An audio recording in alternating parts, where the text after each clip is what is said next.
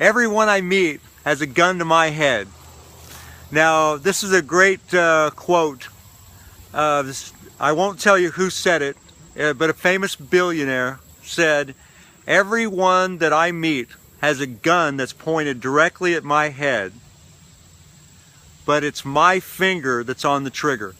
And I just love that. I'm a quote freak. I collect quotes. I think about, I'm always looking for all the answers. And, you know, just think about this. Everybody I meet has a gun pointed at my head, but it's my finger that's on the trigger. It just says, be careful. Be very, very, very careful. There's another great quote. I know you've heard it before, or I'm assuming you have. If not, it's great. It just says, your friends come and go, but your enemies accumulate.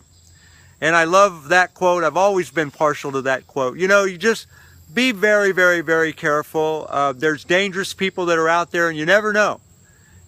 Some of the most rational looking people that I know, and I'm thinking of one gentleman in particular, on the surface, this man looks as rational as can be.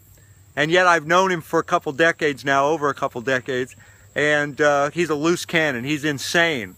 He is very, very, very insane.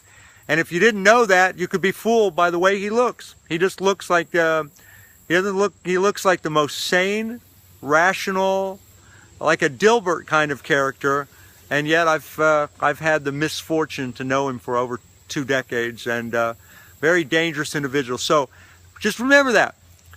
We're here. You got to treat people as good as you can treat them, and on your way up, because you just might meet them on your way down. That's another idea that I like. But I just think it's great. Everybody that I meet has a gun to my head, but my finger's on the trigger. That just means that potentially everyone you meet is either a friend or a foe.